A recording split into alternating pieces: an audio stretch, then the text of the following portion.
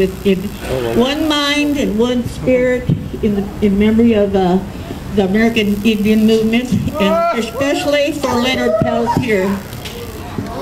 I'm going to pray to Gashara, grandfather. And I need a couple of volunteers. We have a sign-up sheet to get the clemency papers that are going to get signed today that'll go to ask Obama to sign executive clemency. I'm going to have, and I'll be over there with those papers if somebody can walk through the crowd and have, or a couple of people walk through.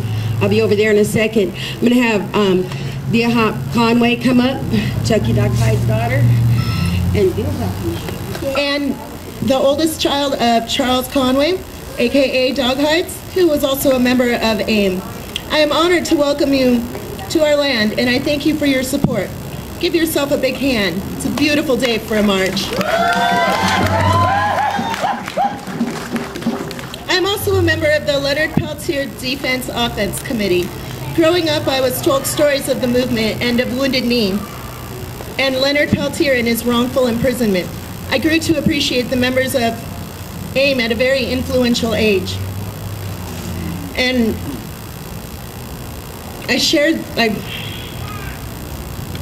my father always shared with us the importance of everything that AIM stood for in keeping our traditions alive. As I work in my tribe's daycare, I grow to appreciate it more every day, from our traditional songs and our stories to our language and art. I thank all of those who fought for us to have these things in our daily lives. And I thank our ancestors for sharing with everyone and for thinking of us and this younger generation. And I will pass on our stories and practice our traditions. Thank you and welcome.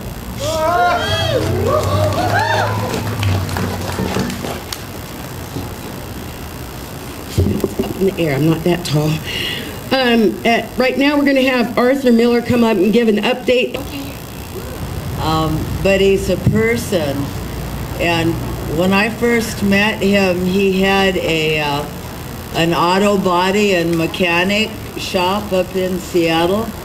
It had 8 bays, 4 for auto body work and 4 for mechanical, and he had a contract with the city of Seattle. He kept the cop cars looking good and running. No, really, he was too legit to quit. And he was just this good Indian man who worked his butt off, got himself established, had a good crew working for him, and word of this successful Indian, of course, spread through Indian country. And so we heard about this guy who, if the grandmas and grandpas from Montana broke down because the fan belt broke, somebody'd call Leonard and he'd just show up, switch out the fan belt, give him a hug, you know, be on his way. And so the word spread that there was this Indian that could show up with a rim and a tire and a can of gas, and you know, just your good Indian guy, and could help you break into your car when you locked your keys, and you know, stuff like that. And so we were all involved in fishing rights, and like all traditional and AIM supporters were murdered, many more people wounded, villages shot up and everything like that. So traditional elders went back to AIM, and the people that they talked to and came out for them was Northwest AIM. The AIM members from out here in mainly Oregon and the state of Washington. Leonard answered the call out of Seattle. Then the FBI realized that they would have to do more because AIM was putting a spotlight on the problems of Pine Ridge. See, that's the thing that made AIM so dangerous to the government and the mining corporations, was not because of what their views were, is because AIM understood how to get media attention, how to work the media. They learned from the civil rights movement and everything else. So where for many, many years, nobody in America knew what was happening in places like Pine Ridge. All of a sudden, what AIM did, Wounded Knee, was putting this international spotlight. And that international spotlight jeopardized the continued theft of native land, not just in Pine Ridge, but with the Western Shoshone. It was oil and coal. With down at Big Mountain with the Navajo, it was coal there. With the Western Shoshone, it was gold. So there was all these billions of dollars that was in jeopardy by if everybody knew what was going on. So they didn't want to have another Wounded Knee because that put international pressure on the government. What they wanted to do is go in to that encampment that Northwest AIM was at and just wipe them out. Well, they planned on the same day that that section of Pine Ridge was being illegally signed away by that corrupt tribal chairman, Dickie Wilson. On that same day, the FBI invaded that encampment in a defensive, pulled up in a defensive position in the same way that the drive-by shootings happened, and a firefight occurred. Now, the FBI said that they were just chasing a young Indian boy for the theft of a pair of used cowboy boots. But those two agents were not ordinary FBI agents. They were counterintelligence agents and FBI SWAT team members. This was the most elite of trained elite FBI agents that they sent in there. They were hoping that since they were so well trained that nothing would happen to them. But there was this whole thing in American governmental politics called the Custer syndrome, where they don't believe that anybody can defend themselves. Well, these people did defend themselves, and they got away. One Indian AIM member was killed that day. Joe Stuntz killed right. He's also was from the Northwest. He was from Port Angeles. So we're talking about people from here that we should defend because they are our own. These guys got away that day, but later on, two got arrested and in their trial in Cedar Rapids, Iowa, were found not guilty for the reason of self-defense. This was an all-white jury in a conservative Midwest town, and the government's bullshit couldn't even be put over on them. So they went after Leonard with full force. Leonard at that time had escaped to Canada. The first thing they did is send lying affidavits to the government and courts of Canada saying that Leonard was actually the person that shot these people, and they had a witness, this woman by the name of Myrtle Poorbear, that signed these affidavits. Well, after Myrtle Poorbear got away from the FBI, she explained that the FBI had threatened her and had threatened to take her children away from her if she did not sign those affidavits. And Myrtle Poorbear requested that she testify at Leonard's case in his defense. Well, the court ruled that she could not testify because if she was to be believed, it would shock the conscience of the court, obviously. They at least made one statement, right, that judge.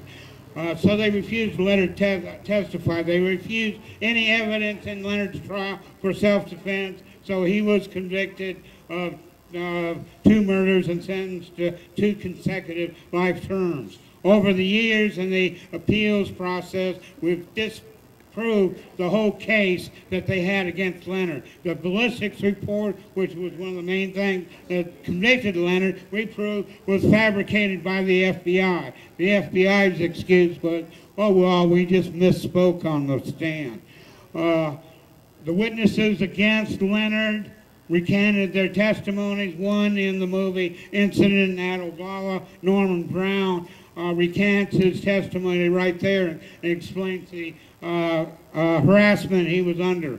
So we've gone through the whole appeals process, and the courts say that they will not give Leonard a new trial because we cannot prove beyond a shadow of doubt that the jury would have found Leonard not guilty. He said they might have found him not guilty, but we can't prove that. Well, that's a standard that's impossible to meet. We could prove that Leonard was sitting on top of the moon, and we still can't prove that the jury would have found a different verdict. So we've gone through this process. We've gone through a parole process that also has been corrupt. Back in the 90s, we had a parole hearing for Leonard. A lot of good support stuff there, and the parole officer ruled in favor of Leonard that Leonard should be paroled. That parole officer was overruled by the parole commission, and he was fired. Then we went into our last clemency campaign with President Clinton, and we thought we were doing real good, and then the FBI decided to get out there and organize because Clinton was considering it. So the 500 FBI agents marched in front of the White House against Leonard Peltier. They pressured newspapers to print editorials against Leonard and everything. These are things that the FBI has never done. It's the FBI that's responsible for those deaths of those agents. It wasn't Leonard. So now we're in a new clemency campaign. Chances are Obama would not grant clemency until after the election. That's pretty much standard procedure. But in that period of time, between now and the election, we have to put as much pressure on Obama, making Leonard into such a political issue that he cannot ignore it, and that is our hope. There's another hope that we put enough pressure that Obama tells the parole commission, why don't we just parole him, that's easier. But either way, however we get Leonard out, I don't give a damn, just as long as we get him out. But the only way we're going to get clemency is if all of us do everything that we can. I don't ask you to stop all that you do in other movements and struggles and everything, because if you do, then the government has won. Political repression is to stop political movement. What I ask for you is to include Leonard in your groups, in your organizations, in everything that you do. Make him a part of it. Go back and get resolutions for Leonard. Get petitions signed for Leonard. There's this 8.5 by 17 sheet going around. We want everybody here to sign them, and we're going to mail that to Obama as the people assembled here in Tacoma ask for clemency. And next week we're doing something different. We're doing a phone and email zap, which little pieces of paper are being passed around. Sue has them. A phone zap is when everybody calls at the same time. Well, we want next week to send a message that the Northwest demands clemency for Leonard Peltier. Take that, and sometime during the week, call and email. That's the only possible way we can free Leonard, short of having a revolution, which isn't a bad idea, is by making him such a political issue that Obama cannot ignore him any longer. We have to be, every time they have a political town meeting in the election, we have to, and they ask for questions, somebody needs to be there, says, how about clemency for Leonard Peltier? We cannot let them feel that they can just ignore us and pass this issue on. that Leonard will become forgotten. He will not be forgotten. He's here for us. We need to be here for him, and we need to keep doing this, getting out in public. Now, someone, I think it's Maryland, is passing around donation cans. And it's very important that you help us because we haven't even paid off the cost for this rally yet, and we need to have funds to start going on to next with the campaign. Please help us out. And I thank you all for coming out today. I wish to acknowledge all the great people that have helped make this possible. People from Portland, Olympia, Tacoma, Seattle, Sue here that's been for so many years, Ramona, Keith Johnson, our elder of our struggle here, Steve and Albert and everybody. I wish to thank them very much, and I wish to thank every single one of you for coming together here in solidarity and for the well-being of all. Thank you. That was not the close of the rally. It sounded like the close, but it's not. In a few minutes, we're going to have Albert and some of the people from the Drum From Here Drum, and during that time is when they'll be passing that donation cans around. I'm just really glad everybody is here. He was saying I've known Leonard for a long time. I met him back in 72, 73 when he first came out here. We ran a AIM house up in Seattle off of 23rd and Jackson, and he's always there for everybody else and wants us to be there for him now too. So I'm glad you guys came. I'm giving the mic back to Ramona.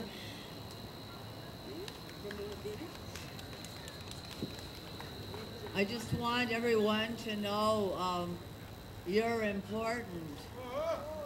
We're important. If he gets any help, it's going to come from right here. The last time we worked on a parole plan, Roberto Maestas, who was then the director of El Centro de la Raza, put up the job component to the parole plan because they work on muscle cars. And when he was a mechanic, all of these cars that are now antiques were in style. That's what he was used to working on. And so he put up that component, and Robert Free had the housing, the clean and sober housing. Because I don't know if any of you know anyone that's ever been on parole. I know I do. You know, you've got to have a plan. What are they going to do? Who's going to supervise them? How are they going to live? And, oh, it was a beautiful package. You know, Robert Free's family eats real good, you know. The people at El Centro, they're all good people. And so it was a beautiful plan, which the parole board used for toilet paper, you know. They just didn't even consider the possibility. I went to one of the appeal hearings, and I testified. I was one of Leonard's character witnesses. And have any of you ever been to like a criminal trial? If you have, can you flap your hand? Okay. What happens in a criminal trial, if you're the victim or your family is the victim, they tell you, the judge instructs you, one tear, one groan, one fidget, and you're out of here, right? Isn't that what they tell you? Them FBI agents, by the way, there were 83 Indians murdered on that reservation the preceding year and not one conviction. Those two FBI agents represented hundreds of FBI agents that were back there, and they had no damn business there in the first place. But boy, did they investigate and manufacture all of their evidence. But when I was at that hearing, when I testified about the kind of a man that Leonard is, at least Leonard was there, and you know, he knows how much we love him. But when I was speaking, those FBI agents' families were going, sound like a bunch of snakes. And then when they were talking, they were crying big old tears. They had boxes of Kleenex, you know, just all damn drama that in any other court would have been thrown out. You know, I just want you guys to know that those are the things we've been up against. You can see we're never giving up. We're never giving up. I'm never giving up. I know Sue ain't giving up. Nope, I'm not. No, you know, so just stand with us, support Leonard, join the fight to get him free. I mean, even in Africa, you know, Mandela served less time and came out as the president. You know, our guy, we can't even get him out to be a car repair guy.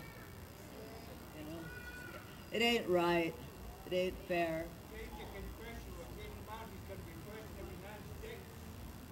Wouldn't that be nice? Good. Well, he's certainly a citizen.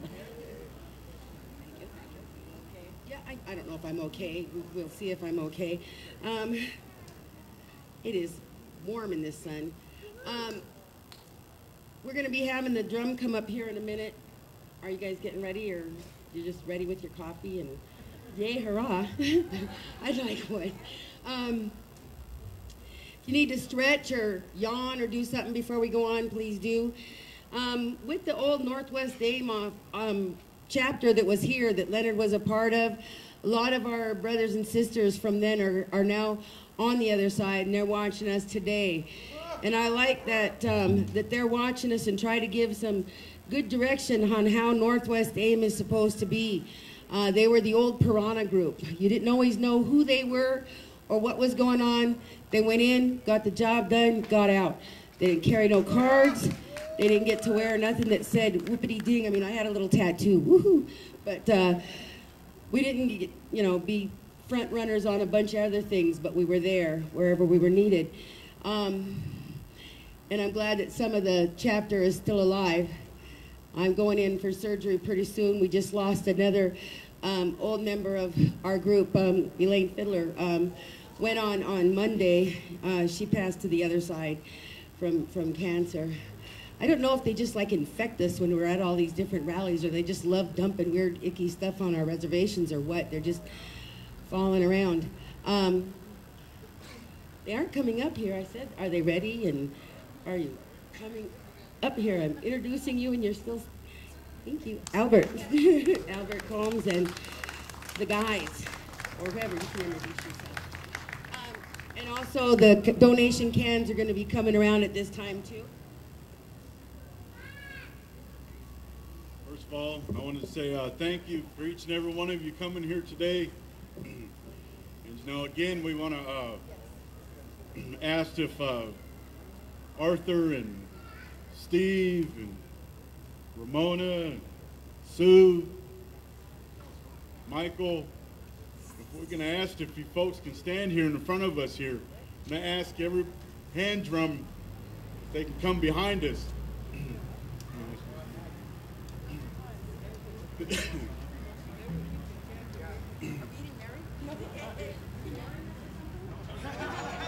Where's Arthur at? Jimbo.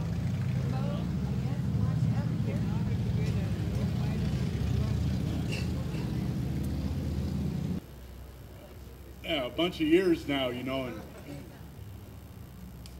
all through Indian country, you know, through different rallies and different events. Yeah, even San Francisco, yeah. You know, but myself, you know, I want to light up these songs and these drums, you know, thanking you, you know, for all the things you've done for each and every one of us, the things you've done for Leonard, you know, and bringing this event, you know, every year, you know, all the things you guys do in the back, you know. Just want to thank you and lift you up in that way.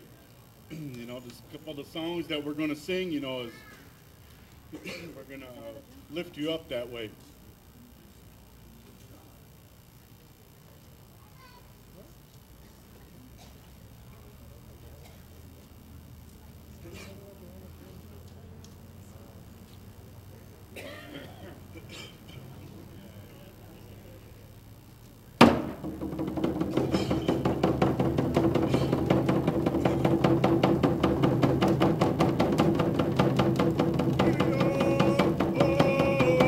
Oh,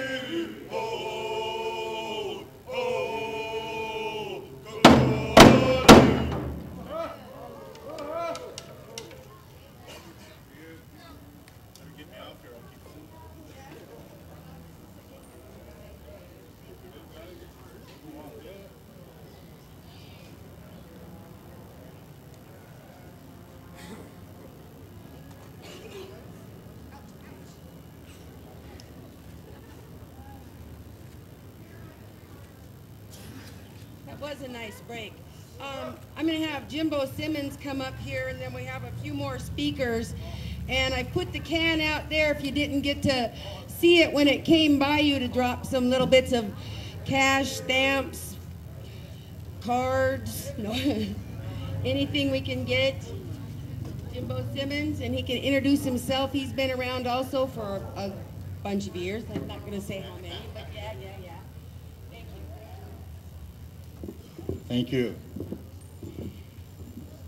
Yeah, I've been around many years, involved in the struggle for our land and for our rights, for our people, particularly with the American Indian movement.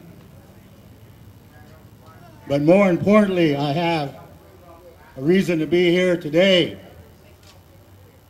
Is because when I came to this part of the country, this part of the area, the Northwest, was in 1983. I came because at the time there was a case involved in the federal court system. And that was the case of David So Happy, who many of you know, and unfortunately could not be with us today. He and many other people that have passed on, that have enlightened us, that has encouraged us to carry on this struggle. And many of you today, it's an honor to be here with you, because you have taken time out in your life. One of our great leaders, Grovan, named James Maine Sr., who used to come here every year as well. And he used to leave with these words: when you give up your life, you give up part of your time. And you give up a part of your time today, you give up a part of your life. So today, we're giving up a part of our life and our time. But it's not here. This is one of many events taking place across this country. And not just across the country, but in the world. You have been responsible and helpful in bringing Leonard's case to the international community. I remember when we used to come here, there used to be only a handful of us. But the consistency, every year, and it has grown. And many of you younger ones that are here, gives me great honor and respect that you're carrying on this struggle, this resistance. This resistance is about who we are. It's about our people, and it's about our land. This is what occupation looks like. And I don't mean to differ with our brothers and sisters that are trying to send a message to their government. Not my government, their government. My government is the traditional people, the spiritual leaders, the people that made treaties. These are our treaty leaders today. Many times we get confused about who our real leaders are. And one of them today is in prison for 36 years.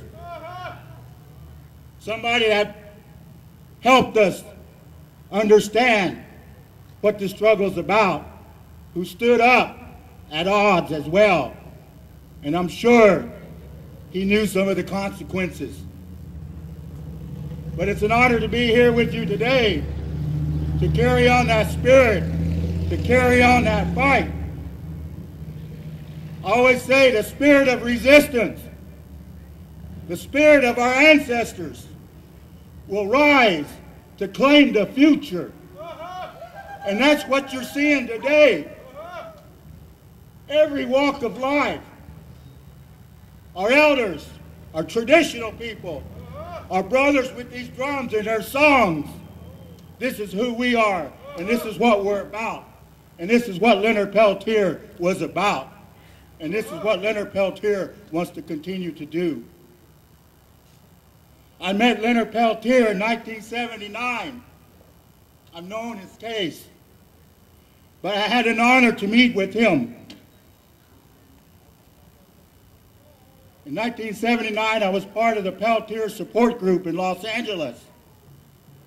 I helped organize a culture group, a meeting, a powwow so we could go in and visit the brothers. And that's when Leonard was incarcerated in Lompoc. And I talked to Leonard that night. The same night that he chose to go over that wall. These are some of the stories that many people don't know. Many of the people that tried to get Leonard out of prison. And I'm sad to see that Leonard's still in prison today. But we must continue to walk. One of my spiritual leaders, Philip Deere, if you remember, 1978, during the longest walk in Washington, D.C., he said the longest walk is not over. Somewhere in our history, we all have a walk. Somewhere our people had to suffer. And that's what's happening today when these brothers and sisters are walking across this country again for Leonard Peltier. They're giving up a little bit of their time in their life. And I would ask at some point to try to join them, to meet them. It would be awesome to see all the drummers and singers there again when they arrive. Maybe there's an opportunity we can send. Many of us can go there and be there when they arrive. But today's a good day, it's a beautiful day to be walking and speaking up for our brother in prison. Monday there'll be another demonstration in San Francisco. Again, in front of the FBI building. We want them to know who we are. So again, I just want to say, carry on. Carry on. Next month, the United Nations Special Rapporteur on the rights of indigenous peoples, he will be coming to North America, and he will be investigating human rights issues. And we're hoping that he takes the time and opportunity to go visit Leonard Peltier. For 3 years now, Leonard Peltier Defense Committee people have been submitting information, submitting a request for this UN representative to come and visit Leonard. And he will be here the end of April, first part of May. So we're hoping that Leonard will get his opportunity. All he wants to do is talk and let him know what happened, what led him. So this is what we're here doing today, is to support all the efforts, the clemency, the pardon.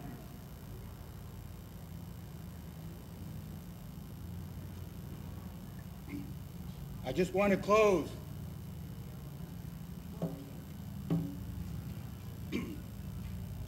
not a song, not a chant,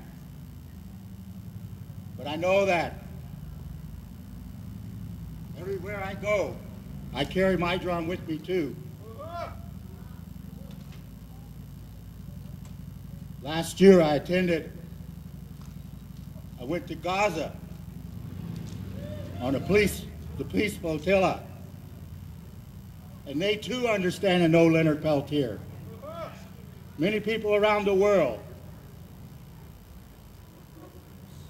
But I like those drums.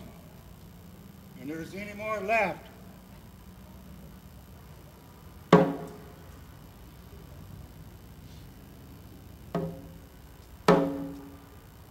Free Leonard Peltier! Free Leonard Peltier! Free Leonard Peltier! Free Leonard Peltier! Free Leonard Peltier! Free Leonard Peltier! Now! Thank you, and I hope you all have a safe journey home and carry on our struggle. Remember, somebody invested in you to be here today. Somebody gave you and shared words with you to be here. So remember that. And as they say, our ancestors, they're on the other side now, but they're only there to help us. So sometimes we have to reach out and ask them for that help. Thank you, my relatives.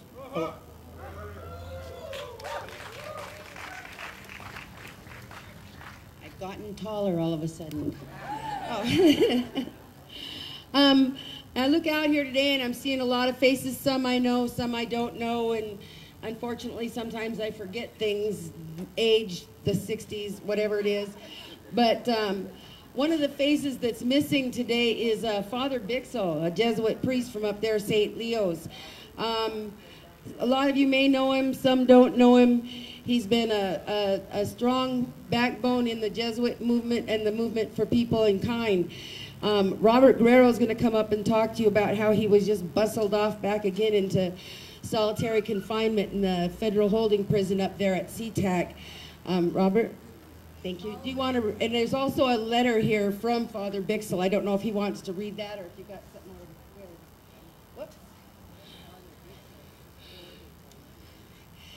Yeah, that's one of the, like Ramona's saying, Father Bixel was always here every year. He enjoyed Leonard and wanted to see Leonard free in his lifetime. He's 70. I want him free. I'm 56. I want to see it happen in my lifetime and in his lifetime and all of our lifetimes to free Leonard.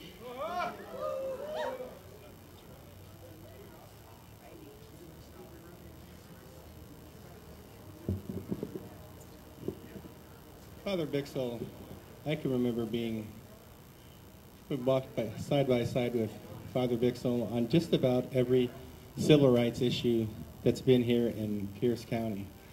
I left here for just a little while and I saw Father Bixel on television. He had gotten himself arrested. Oh, what is he up to now? I was horrified to find out that he had been arrested. I'd been horrified that he had been arrested. What he had been protesting is the federal government spending money on training young men to learn to kill at the School of the Americas, which trains young men to kill other people. And Native folks in this country kill them. And indigenous people across the world, they trained them to kill other people in other countries. That is the sole purpose. That is the only reason they have this school. Isn't that nice and quaint? They call it a school. It's a murder training operation. Father Bixel said there's enough of that. He's in federal prison right now, just up the road at SeaTac, for once again standing up for human rights and civil rights. You can tell the character of this frail yet strong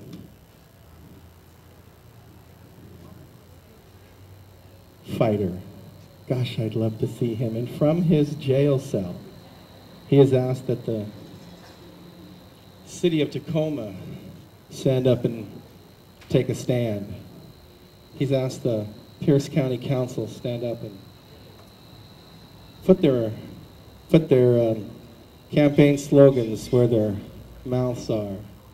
So he's asked that a resolution be made and put before those folks. How many of you are from the city of Tacoma who live here? How many are from Pierce County?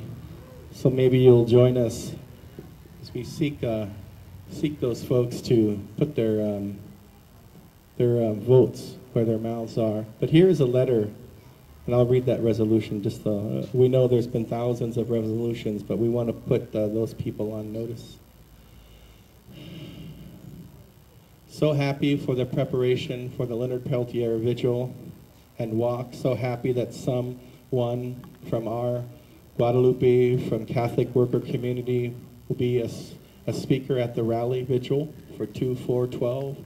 Tomorrow, I will end my liquid, only fast, no solid food and water, and small cartons of milk for a day. He's been fasting for like 4 days, specifically for this event. This will be the 15th day of my fast and prayer to work together for the elimination of nuclear weapons. I'll be entering a liquid-only fast from the evening of February 1st to the end of the march and vigil, February 4th, to pray for the liberation of our brother Leonard Peltier.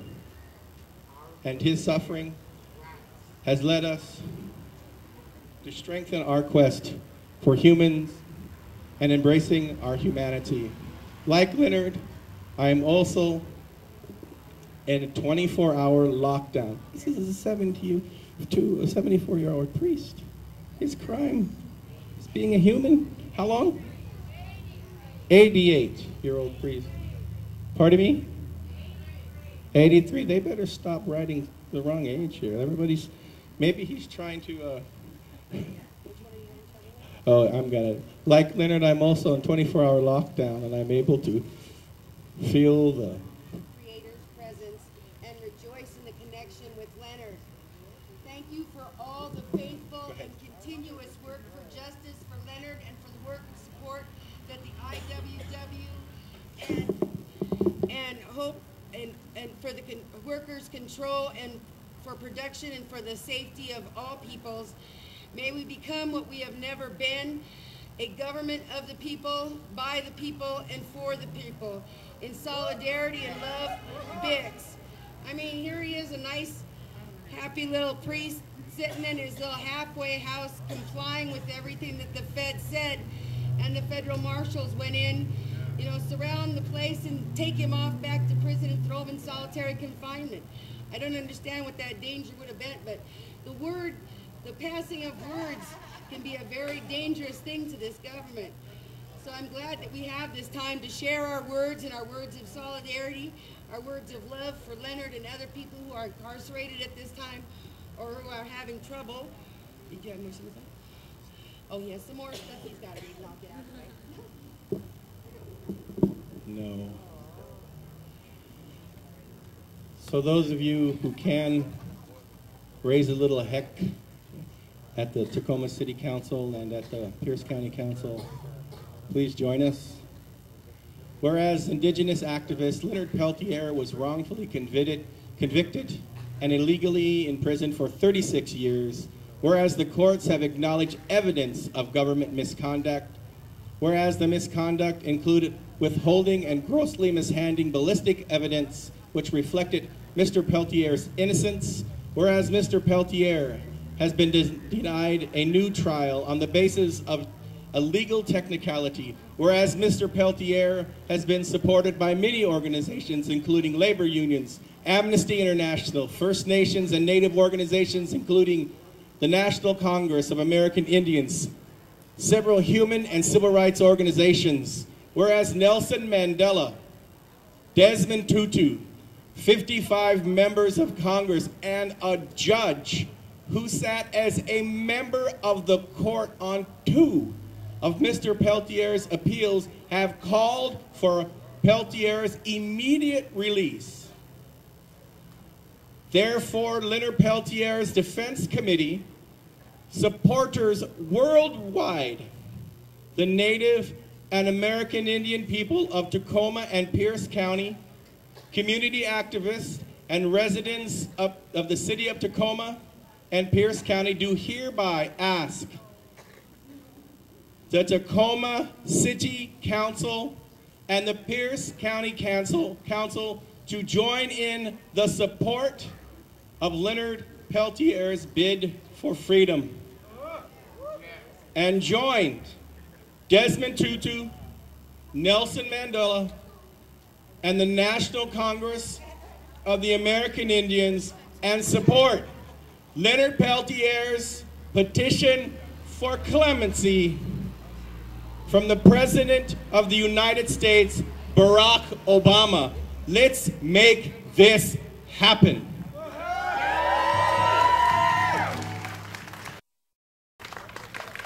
Hey, how you doing? There we go. Good to see so many people again. You know, last one I think we had, I was up here, just a little bit less people, but that's great. You know, at least as long as one person's here, that's what matters. You know? And that's kind of what I wanted to talk to you about today, is that we got to be good to each other. You know, it's about time to quit fighting each other. You know, it's way, way past due. You know, just like this event right here, there's a lot of things we could be doing together. You know, as people. You know, just all people. You know what would happen? What would really happen if we took all the Indian people and said, okay, let's go to Washington, D.C. and show them some force.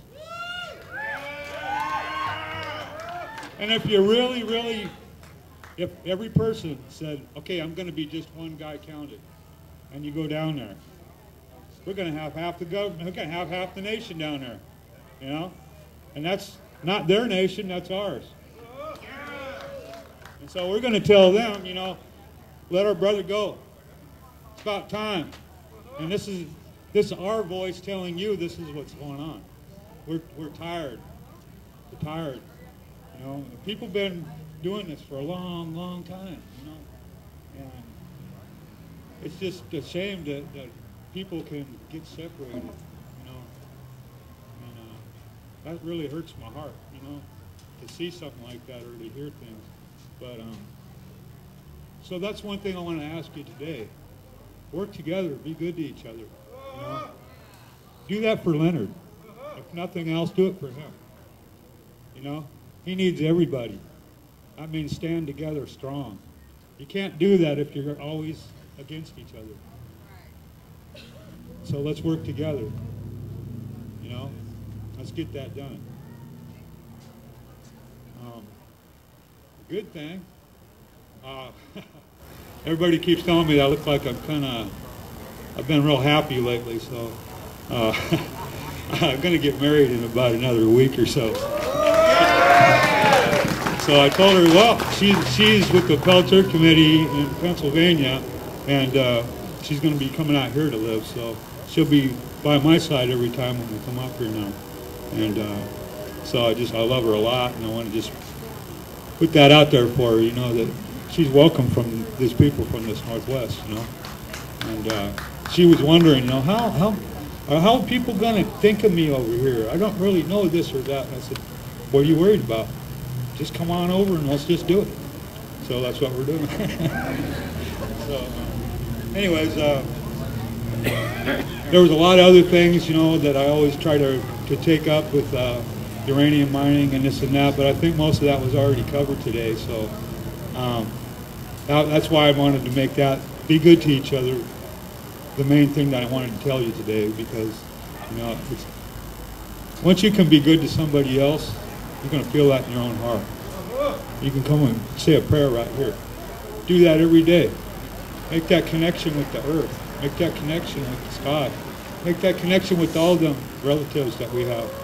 When you can do that and you come together like that, everything that you do is going to be in a good way. Do it together. Oh. First, a ride to the Portland Avenue Park so they can come back and pick up their passengers. Very good, very good. I'm going to have Zoltan Grossman from Evergreen State College come up and speak at this time. And after that would be, oh, said his father's name, David Duenas. Are you still here, David? Somewhere. Okay. Thank you. It's an honor to have been asked to speak today. I'm originally from the Midwest Treaty Network in Wisconsin. And out there in the Midwest, we had heard for many years about this gathering for Leonard Peltier held in Tacoma. So this is a beautiful day. It was a beautiful walk, beautiful drum, and it was kind of a legend in the Midwest that people gathered here every year in Tacoma to keep Leonard Peltier front and center. We didn't know anything about that there was a dome here. We didn't know what a glass museum is, but we knew that this gathering happened, and we knew that people were keeping Leonard Peltier's message alive and out in front. I first got involved about 33 years ago, about 79, in the Black Hills Alliance to try and keep the mining companies out of the Black Hills, and successfully kept most of the mining companies, the coal uranium mining companies, out. And then also worked in Wisconsin when there was a fishing rights struggle, a little war there between the tribes, the Ojibwe and the sport fishing groups, and stood with them in the Witness for Nonviolence. And then also tried to bring together some of those sport fishers and the tribes to try and unite to protect the fish from the mining companies. And we kicked most of the mining companies out of Wisconsin. And that was all because of the model of the Black Hills Alliance and what people like Leonard, people like many other people, Lakota people, were doing in the Black Hills. In the last 7 years, I've been at Evergreen teaching world geography, native studies, and there's really a relationship between those two, because it's the colonization of Native America that was the testing ground, that's the template, the model for everything else that the American Empire has done since. The Philippines, Vietnam, Latin America, the Middle East. If you notice, they always talk about tribal regions in the Middle East. That's really what it's about. And so, looking at Pine Ridge that way, in 1973, the tail end of the Vietnam War was like a mopping up operation. It was trying to complete the job back home. And there was intense military involvement in trying to defend a dictator, a local dictator on Pine Ridge Reservation, just like the dictators that were being defended in Vietnam and Latin America. The head of the FBI down there, Norman Zagrossi, actually said at the time that Lakota people are a conquered people, and when you're a conquered people, you submit to the dictates of the people who conquered you. So they understood perfectly well what they were doing in trying to prosecute Leonard Peltier. Earlier, with the siege of Wounded Knee, there were Phantom jets, armored personnel carriers. The 82nd Airborne was there. They were all prepared to invade on May 10th, 1973, but the siege ended on May 8th. And so after Wounded Knee, there was a reign of terror, as Ramona mentioned earlier, with dozens of people being killed, culminating in the shootout at Oglala, June 26, 1975, which was about 2 months after the end of the Vietnam War. That's how long ago this was. The shootout was about the same time as the end of the Vietnam War. It's almost as if today the U.S. was holding Vietnamese prisoners from the Vietnam War still today. So you really get the feeling that, you know, that's not what's happening. What's actually happening between the U.S. and Vietnam, 58,000 Americans were killed, 2 million Vietnamese were killed, and yet there's dialogue. Some veterans have gone back. We honor those veterans, have gone back to Vietnam trying to build some dialogue, try to have some mature conversation about what happened, to treat each other as human beings. But what is the FBI doing about a shootout in which it lost 2 of its agents, along with Joe Stuntz of the American Indian Movement, who's always forgotten about and never mentioned? They're trying to keep that war alive by prosecuting Leonard Peltier. And every time that someone tries to talk about releasing, they're there with their protests, they're there with their dioramas. So it's very important to tell our friends that Leonard Peltier represents something much larger. is the FBI and the U.S. government by extension telling us that that war is not over, that that war is alive and it continues. So it's not just about freeing one man, it's also about bringing that war to a close. You notice that every time the TV networks want to show Native people as poor or desperate or helpless, where do they go? Where do they send the camera crews? It's always to Pine Ridge. Always to Pine Ridge. That's also a way to say that this war isn't over. This war has to be kept alive. Now, some people say, and some of my friends even, well, I don't know about Peltier's case, there's this, there's that. I don't know exactly what the facts are. It really doesn't matter at this point about the whole legal argument about what happened that day, about what happened since. I personally believe that Leonard is innocent of those charges.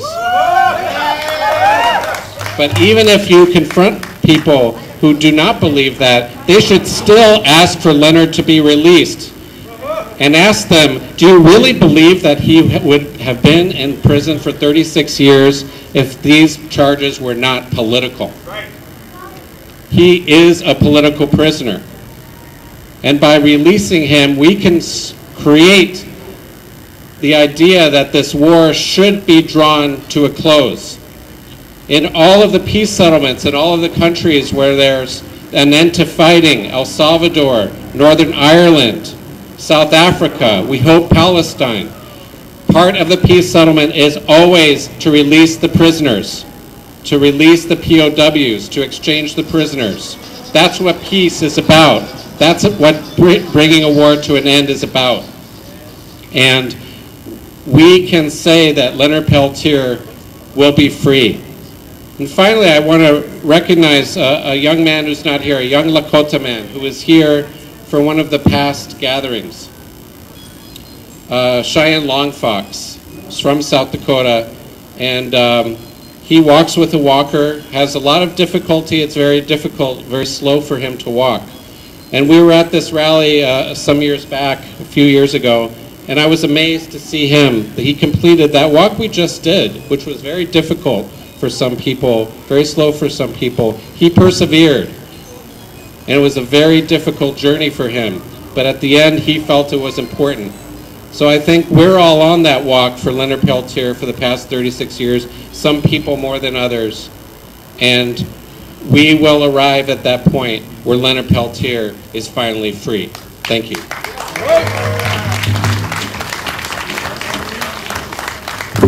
I'll do the tall thing again. I would like David Duenas, another tribal member, to please, now it's going further down. Ramona, did Dupes find you? Oh, there she comes. She's looking for you. Wanda, where's Grandma? Where's Grandma? Okay, I can have, oh, he is here. There you go. Thank you, thank you. All right. Why are we here? Free Leonard Peltier. That's why I'm here. I've been with the movement all my life. So, you know, I turned 50 about a year ago, almost half a year ago, and you know, we're hanging in there. We're believing and we're supporting for our brother and our relatives. I'm here because my father and Leonard Peltier were brothers. They were running buddies. They did all kinds of stuff together. They fought, you know, from Alcatraz all the way to Washington, D.C. They stood up for these rights that we have, these rights that were, you know, beaten out of our people for years and years in the boarding schools and the mission schools. And they fought for our identity. And today we have an identity, you know. We have a lot of things that our people do today that we enjoy. Our native ways, we enjoy our native life. And it's because of folks that fought for that, for us, as we were growing up. Like this guy is over there standing across the street. His name's Clyde Bill. He was at Wounded Knee. We all went around, see that guy sitting over there? Wave at that guy. Shake his hand, you know, he's a Wounded Knee veteran. You know, and growing up, you know, we have these people that we look up to around our community. And we try to raise our kids in a good way so that, you know, that they'll stand up down the road, you know, for the next person that needs to be stood up for, whether that's Leonard Peltier, you know, because we're praying that Leonard gets free. We're praying that he's able to get out of prison and to be with his family, his relatives, to be with his people. You know, he's been sick. They've had him in solitary confinement for off and on for 36 years, you know. And he stood up to this system for this whole time that he's been there. And I like to remember him today that way. And I have a busted knee, but you know, that didn't stop me. I got up and wanted to walk today. You know, I usually drive down here, but I wanted to walk today. And I couldn't really keep up with everybody, but I still kept up and I still walked in honor of our relative, Leonard Peltier. In honor of the spirit, a crazy horse. That's why we're here today. What's that say? It says, free Peltier. I don't have to say that loud enough so they can hear it. There's people saying that all over the world today. All across Turtle Island. All the way over across on the other side of the ocean somewhere in some places, Germany, Denmark, you know. All over the world they're talking. They're standing in unity today in solidarity for our brother. So with that, my relatives, I want to thank our Portland AIM brothers for bringing our drum, for traveling up here and walking with us and supporting us throughout the day, the afternoon, in support of Leonard Peltier. I want to thank the pipe carrier, the person that brought this chalupa out today, and wherever they're at, Creator bless them, you know, and bless everybody today in a good way. And as you travel home, you know, people have a safe travel home, you know, and Creator bless each and every one of you today, I hope.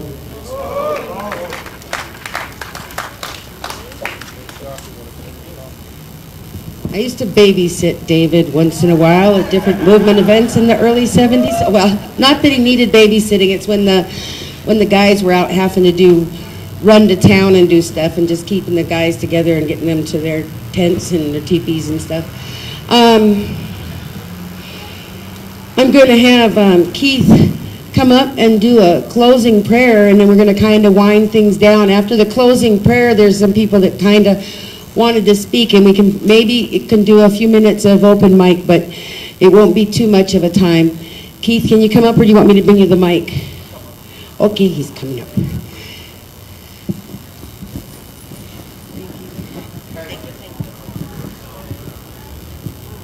I want to say goodness cheese to all of you that are here, because without you, this wouldn't be happening, especially to the grandpas and to the grandmas. There's one brother who made a speech, not being little than him, talking about occupation.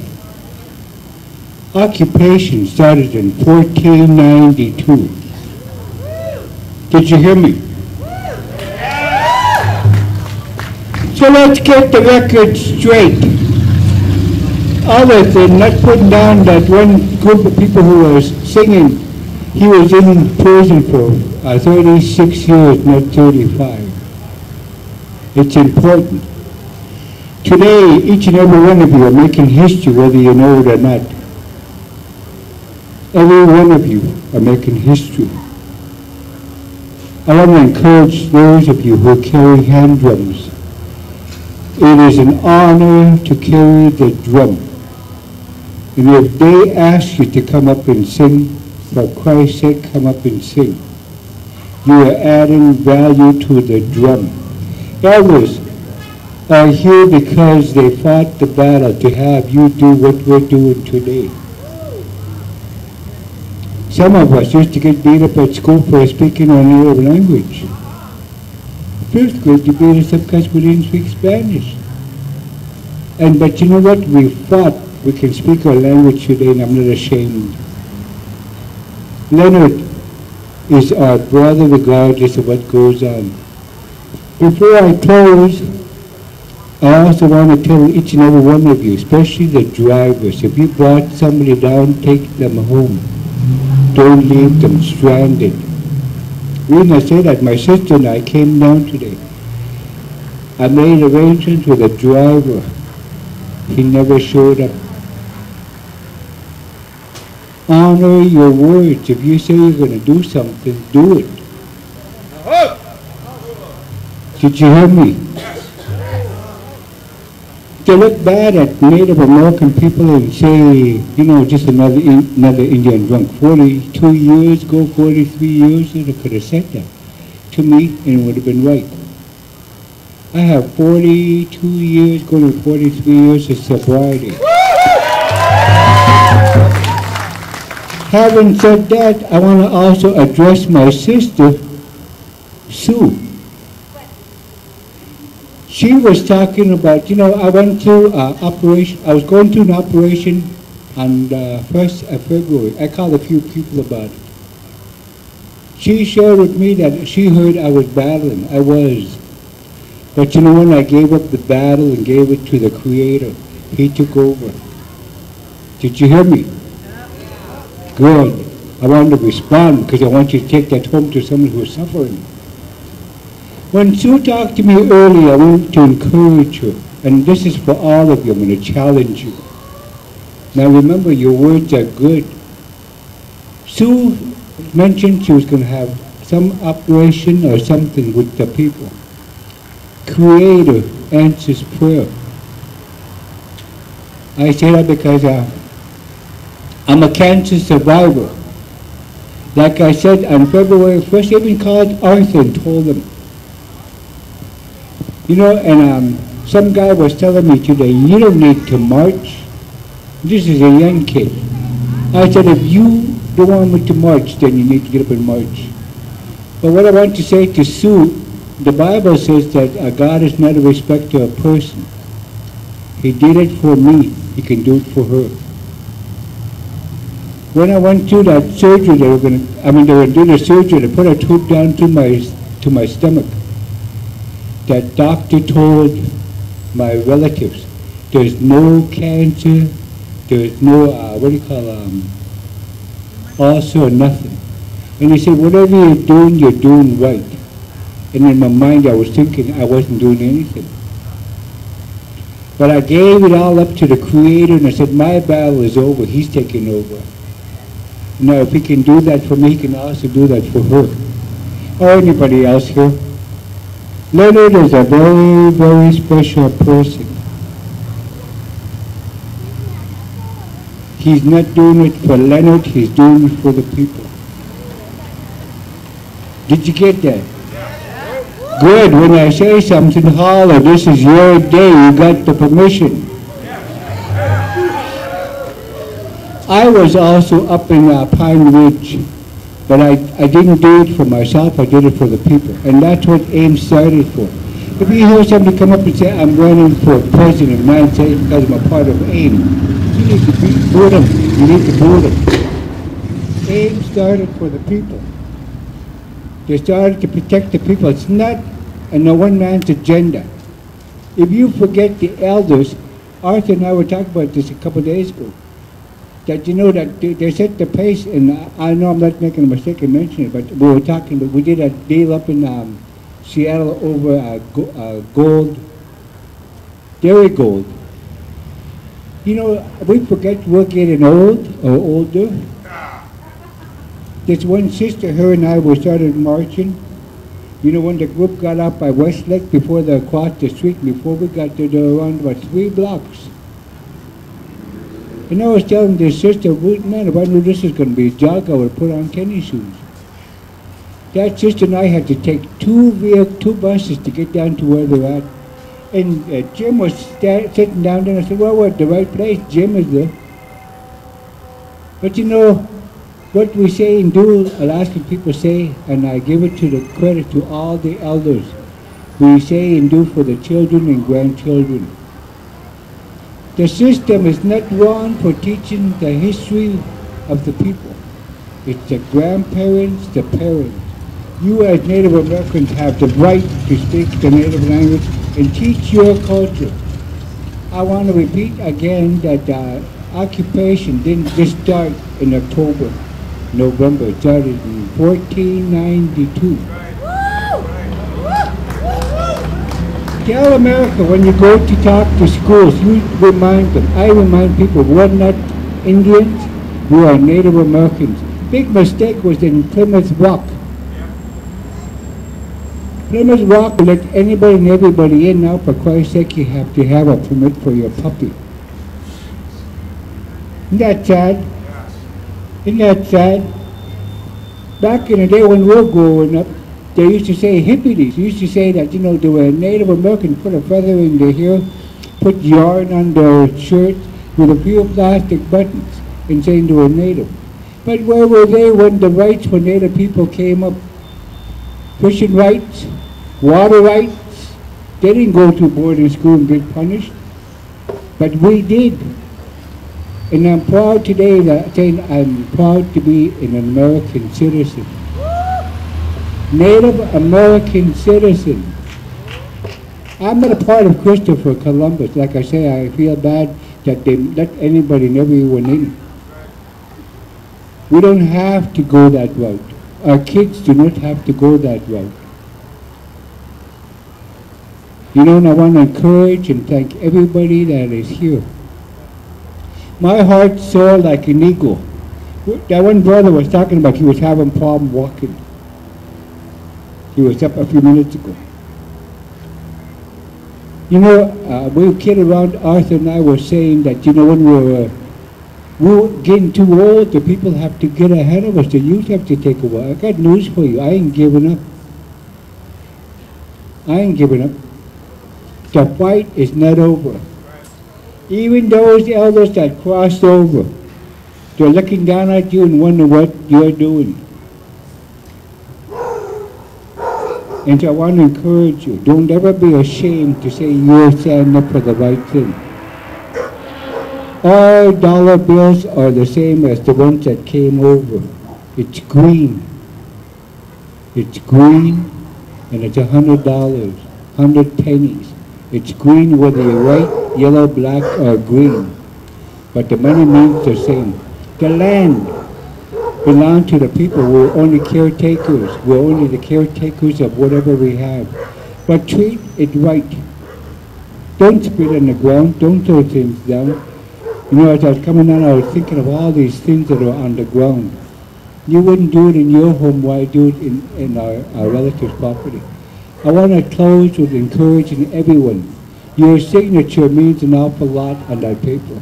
Your phone means something. You're here and it makes a big difference. You know, and I want to encourage you to keep going on because Leonard's still there and the fight's not over. And I want to pray in closing. But you guys keep Sue up for next week. I'm believing for a good report, sister. I'm believing for a good report. I came with a good report, and so I want to give that, pass it on to my sister. I want to pray in my native language and to encourage all of you who can pray right now in his or her own language. Pray native for Peltier, for Father Bixel, and for Sister Sue, and any traveler, any bus driver, any car driver, any cook, pray for. But I want to encourage you today, this is why we're here. Easter kian kau tu asu buku na sisiu akayaki. Kata satenah isa kan kau inkana sita kayati yaki. Inkana sti yalana Peltier. Father Bitsa ihuni ikan kau. Su yayaki ikan kau inkana sti. Kata satenah te ikan kau. Katu saja yejina yayaki ikan kau inkana sti. Heavenly Father, we thank you for every person that is here. We thank you for the work that we're doing. We ask that you be with each and every home that's represented. We ask for all the people who drive cars and bringing people down. We ask that you be with them. We ask for a safe journey. We ask for our brother Leonard and where he's at, that he'll be released. We ask for Father Bitzel that the work he's done, that you will honor him and take care of him. And what you've done for me, we ask that you also do for our sister Sue. Father, we're believing for good report. We'll give you all the praise and glory. We ask this in Jesus' name. I hope of my relation. Sue? I don't have to go all the way up there. You can hang that up. I'd like the Portland Warrior Aid Society, the Portland Aid Warrior Society drums to help us do a closing drum song. Woo! Yeah, closing. No. Well, there's... Okay, and anybody who has, we'd like for the Tacoma LPDOC would like to see if we could get copies of any videos and or pictures that were taken today. You can get Arthur's or my information on how to get it sent to us. And thank you guys, and share rides to get back to your truck. And we'd like a closing song from the Portland's AIM Warrior Society. And thank you. Oh, the clipboards need to come back up. He's standing right here telling me what to say. He's got the damn mic right there. Clipboard. All the clipboards, if you could bring them up.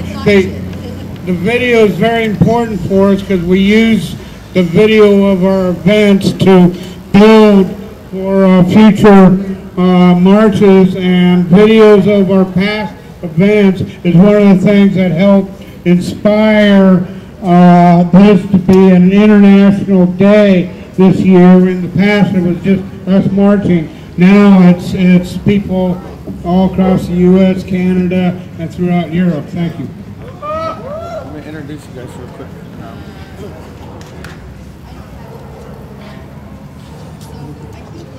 Hello, everybody. I just want to introduce the drum. My name is James Thin. I'm the Native people from Arizona. I've been up here for 20 years, almost, working with iron workers. And I've been in AIM for over, for a long time. I've been a supporter, and then I became a member. I've been a member with the Portland AIM, and we also, we branched off from there and started the Warrior Society AIM here. And on the drum here today, we're all different tribes. We come from different areas. And we all in sobriety and support each other in a way. In Portland, we take care of each other as a big family, as we all are here today. And we have elders in our circles, and we talk about good things and good life, and how we could manage to take care of things that are an issue with us today. And being supportive for Leonard, and being supportive for the things that they do, American Indian movement out there. I want to say thank you for coming out here. I know it costs a lot of gas, and the gas prices are high, and things like that. I just want to say thank you, for being here today for our brother. And I want to sing these songs here today. And I also carry the turquoise pride drum, and we do the powwow. So I want to say thank you for everything and the wonderful people that are doing here today. Thank you. Also in that paper sack over there is some nice elk jerky that's being given out. Elk jerky that people can take for them to have some. Let's pick it up this time because that was too hard.